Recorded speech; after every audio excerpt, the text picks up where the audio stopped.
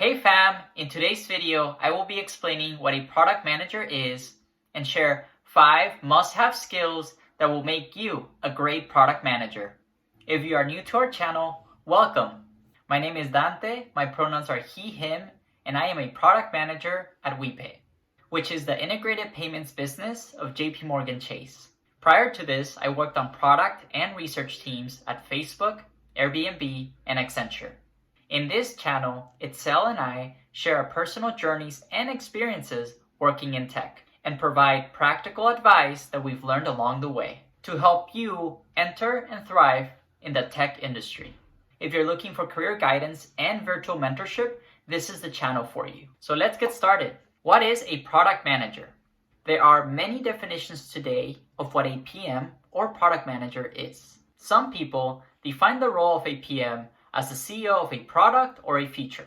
Others define it as a role that sits at the intersection of business, technology, and design or user experience. And even others point out that PMs are the voice and ears of the customers. What all of these definitions demonstrate is that PMs don't have a single role and responsibility, but rather need to balance working on a handful of tasks with people from diverse functions across an organization. Drawing from my own experience, I would define a product manager as a person in a company that is able to deliver high-quality products, features, and experiences efficiently, with the goal in mind of constantly creating good experiences that alleviate real problems for both customers and people within the organization, which ultimately will help the business move forward. Now, let's take a closer look at 5 must-have skills that great product managers have. The first skill is being a problem solver at heart. As a PM, you're constantly thinking about and solving problems. PMs tend to call problems user pain points, which refers to the idea of being able to empathize or walk in your customer's shoes to understand the problems that they may be facing, and most importantly, be able to alleviate their pain. Great PMs go beyond thinking of simple solutions to user pain points. They also focus on how they can delight their customers through the features and products they design.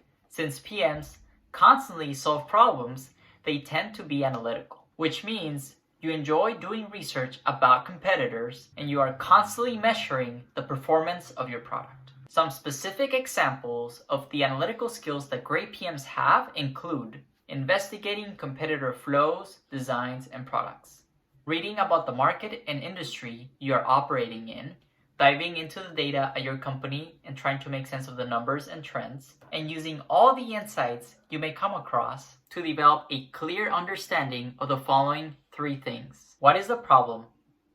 Who are you solving it for? And why does the organization need to solve it now? One last thing. As a PM, another key component of problem solving is building and shipping solutions.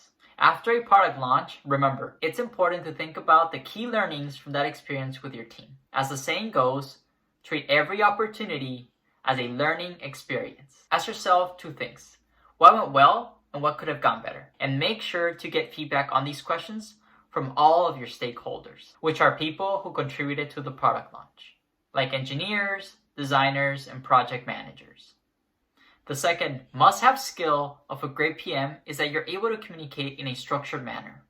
As a PM, you need to be able to communicate clearly. This includes both verbal and written communication. A common trend that I've seen is that a lot of PMs tend to use frameworks or matrices to present and organize their thoughts. The reason for using these tools is to simplify concepts and requirements to make them more digestible for your stakeholders. When it comes to communication, I recommend that you develop a system to communicate well with others. For example, I appreciate when people respond promptly to my questions, so I do the same for others. The key insight here is to lead by example. Whenever an engineer reaches out to me with a question about the product requirements, I try to respond within a few minutes if I'm available. However, if I'm in a meeting or I'm busy, I will acknowledge that engineer's question by replying that I have received their message. And I will give them an estimate of when they can expect to hear back from me. Usually, I will get back to them after a meeting, at the end of the day, or before the end of the week. The second point about structured communication is that staying organized is very important for a PM. A pro tip is to try to centralize everything in one place and communicate that to your stakeholders so that they can self-serve and find answers to their questions without having to contact you all the time. In order to do this effectively, I'll share 3 quick tips to add structure to your day-to-day. To avoid having to answer too many questions in silos or in direct messages or DMs, I try to redirect people to list any open questions as comments directly in the PRD, which is short for Product Requirements Document. The second tip is to link any relevant docs about the product you are working on at the top of the PRD or in a shared centralized folder so that people don't have to spend time searching in many different places. The third tip is to create a Slack channel or messaging group for the product or initiative you are working on and add the relevant stakeholders to it as collaborators to ensure that people have a central place to ask questions. A pro tip is to have separate communication channels for engineering and non-engineering teams, as the types of questions you will get will be different for each group. Lastly, to get you in the habit of communicating clearly, make sure to document your team's questions, ideas, assumptions, and concerns by taking notes during meetings. When you are not sure about something, make sure to confirm if your understanding is correct and ask for context. Lastly, try to clarify your team's assumptions and make sure to write out any key decisions made so that your team can reference them in the future if they have to. I like to keep a log of key decisions made at the top of the PRD with dates. The third must-have skill of a great PM is to have a get things done mentality. PMs who have this type of mentality are able to execute and deliver their projects quickly, smoothly, and effectively. Remember that part of your role as a PM is to help unblock others. This means that you need to find answers if you don't have them, and do everything in your power to keep the team moving forward in the right direction. As a PM, you will have to balance many different things in a given day, like scheduling weekly meetings, creating JIRA tickets, sharing progress updates with leadership, troubleshooting issues, presenting product demos, participating in design sprints, answering questions, and doing many other things. At the end of the day, remember that if the product is successful, it is the team's success. But if the product fails, it is your responsibility. Since we just talked about having to balance many things at once, this next skill is crucial. The fourth must-have skill of a great PM is being able to ruthlessly prioritize. You're probably wondering, what does ruthless prioritization mean? Quoting Sheryl Sandberg, the COO of Facebook, ruthless prioritization means to only do the very best of the ideas. Lots of times you have very good ideas, but they're not as good as the most important thing you could be doing. And you have to make the hard choices. End quote. Let's dive deeper into this point.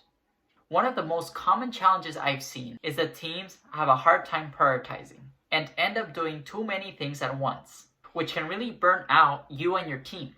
At the end of the day, you as a PM are responsible for doing the right things and doing them right. Engineers will be relying on you to help them sequence out the features and implementation tickets. What this means is that you will be responsible for letting your team know what to do first and what comes next.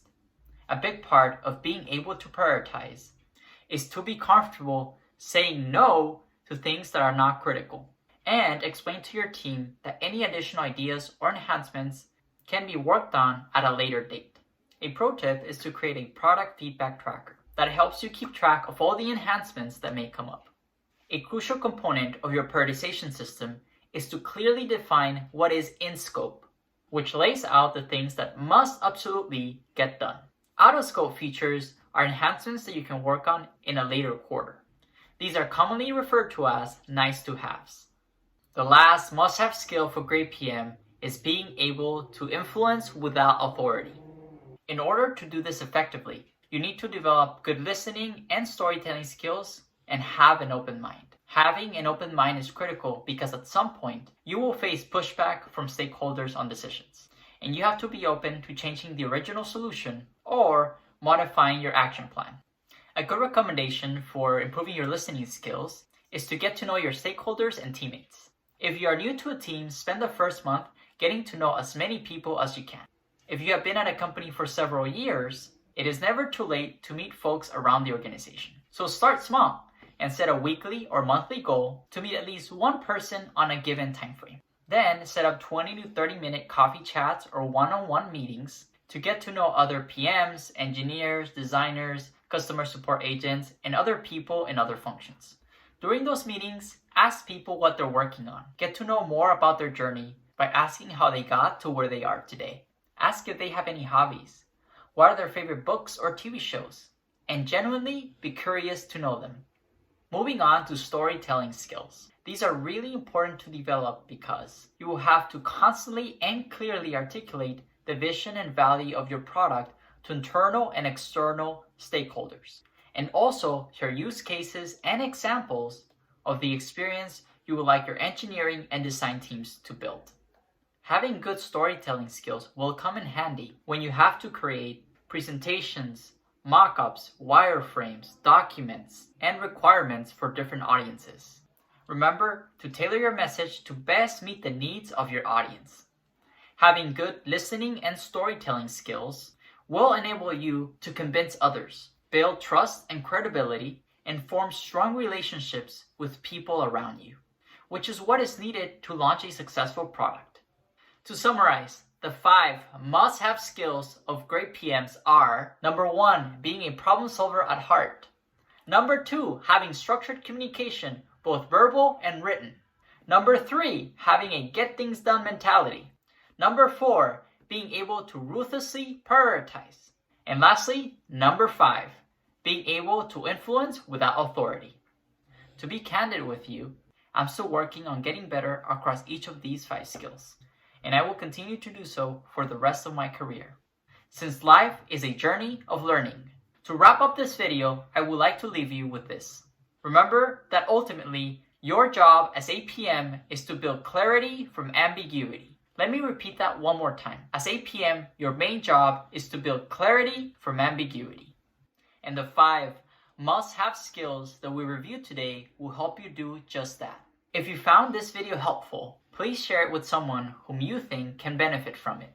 Also, I would love to hear what you found most helpful from this video, so please leave us a comment down below. Let us know if you have any questions or feedback as well. We are really excited to continue sharing with you practical advice to help you thrive in your tech career. See you in our next video, and thanks for watching. Bye!